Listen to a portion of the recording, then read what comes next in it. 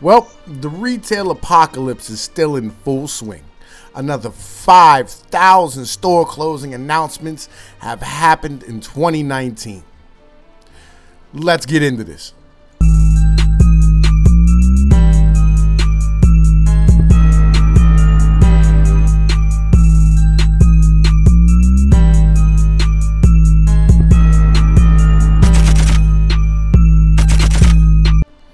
All right, so 5,000 store closings at the beginning of 2019. That's actually down 30% from last year. Well, total, right? Because they closed 8,000 stores last year. But the announcements are actually up about 21% in the beginning of the year. So I'm going to go over and tell you who's closing, what and what's going on, and, some problems that I really do see as being an issue. All right. So we have Payless is closing 2,500 stores nationwide. They declared bankruptcy. They're going out of business.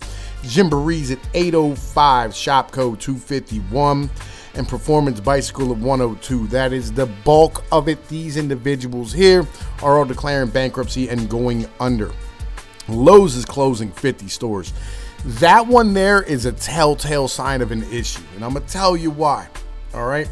So the problem I see with Lowe's legitimately is that Lowe's shouldn't be affected by online retail. All right. Yeah, they sell tools and whatnot. But really the majority and bulk of Lowe's stuff is things that you can't really order online, like plywood, drywall, contractor things of this nature, plumbing fittings, shit like this.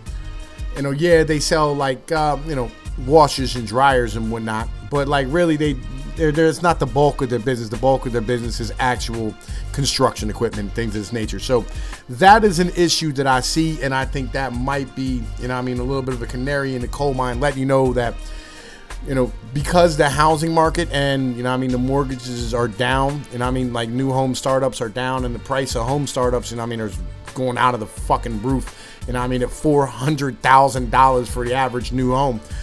This might be a bit of an issue and something that we might need to discuss. And the fact that the U.S. consumers kind of, fucked up.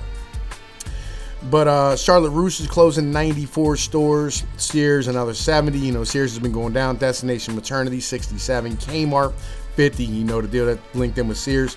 Christopher Banks 40. Beauty Brands 25. Henry 23. Macy's is closing 9 stores. J. Crew, Kohl's, Nordstrom, JCPenney, and Lord & Taylor. They've been going down little by little as malls close across America. We have not built a new mall since 2007. Just so everybody knows that, all right? There has not been a new mall open since 2007.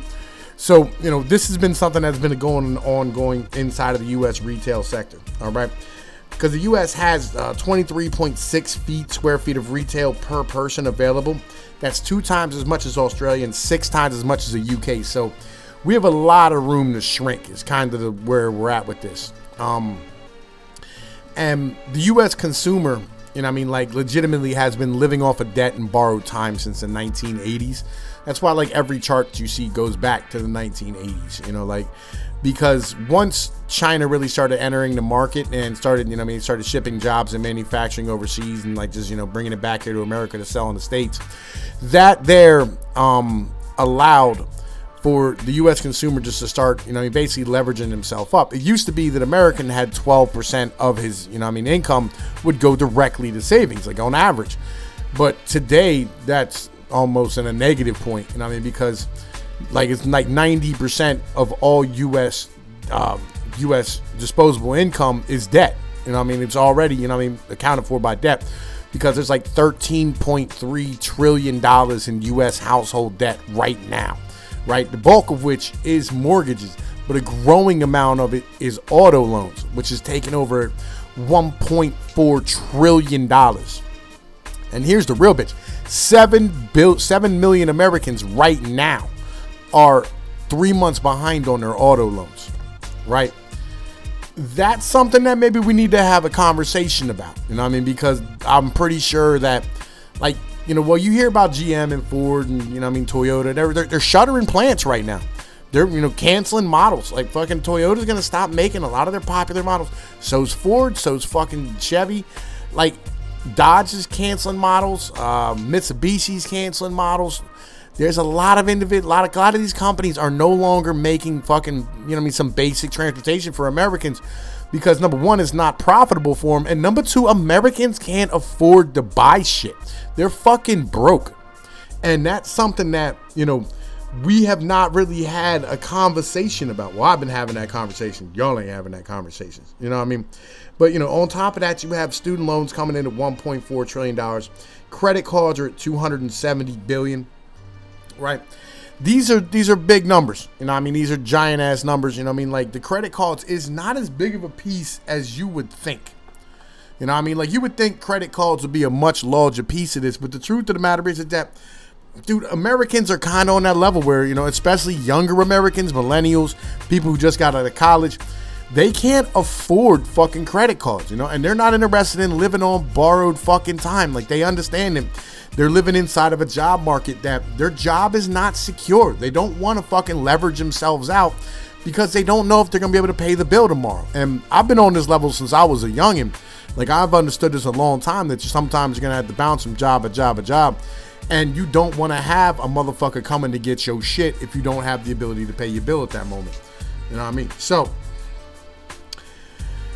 on top of that, we need to have a conversation about the pension crisis. All right. So, pension funds, Bloomberg just released an article in January. By 2023, pension funds nationwide will be wiped out because they're still using the 7% funding ratios. All right. The 7% funding assumptions.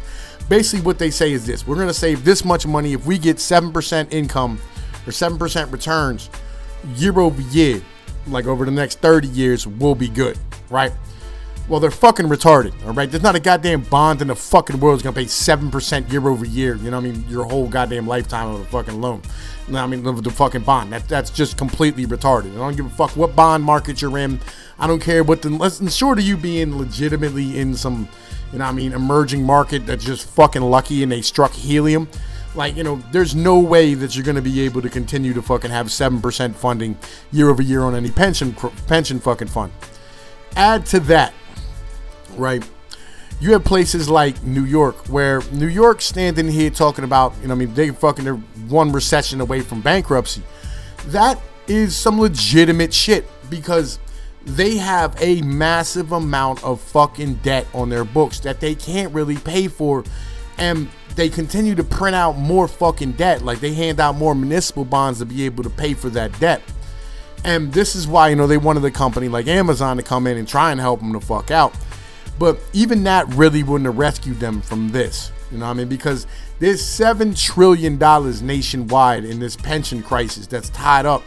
That's just the unfunded part, and that's only part of it because they're cooking the books on all this shit. They're lying through their fucking teeth. They really don't have to tell you how much and how well your fucking pension is funded. So they've had a few people really dig into this and start looking into it and asking questions about what's going on with the pension funds. And, once they really started getting into it and looking into it, it was way, way worse. Like they had fucking states and counties and municipalities that said, they were 70% funded, but the truth was they were 20% fucking funded.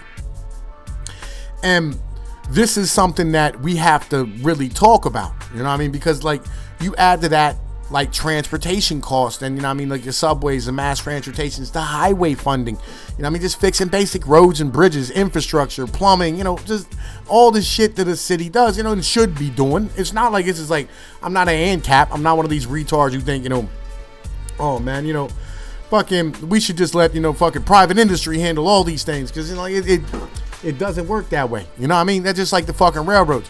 Like there's a reason why the government took over the fucking railroads and shit. It's because of the fact that the fucking railroads, the fucking tycoons ran out of goddamn money. They couldn't afford to continue to fucking maintain all the shit and needed the government to come in and help them out so that Americans could still be transported and goods could still be transported and the economy could move forward. This is kind of how things operate. You know what I'm saying? So, with that being said, there's some hard times coming ahead because you have to fucking figure out a way to pay for these pensions.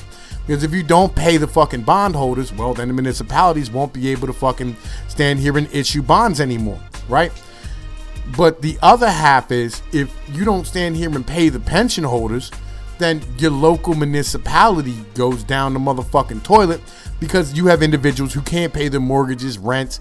You know what I mean? They're not shopping at fucking restaurants.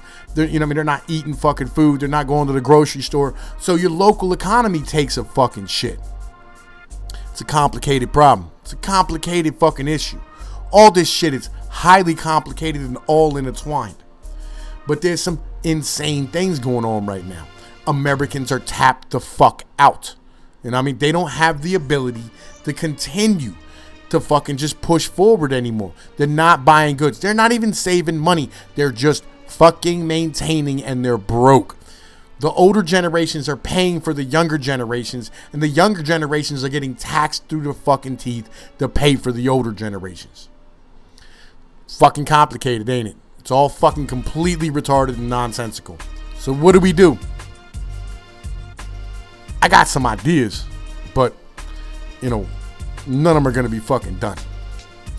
But I wanted to bring you this video, tell you what's going on, show you some shit, let you know what the situation is. The retail apocalypse is continuing. Pension crisis is continuing. New York is going fucking bankrupt. There's a lot of things going on right now. And so you'll need to go in this with your eyes open. Understand it, fucking, you know, maybe we should be buying silver, buy some precious metals, hold them, actual metals, don't buy paper, all right? Because things are going to get rough here over the next few years. Legitimately, we got some fucking insane shit coming up and everything is up for grabs. You know what I mean? There is no sacred cows in this bitch. In the meantime, man, this is Tom Pease with Pinoy News.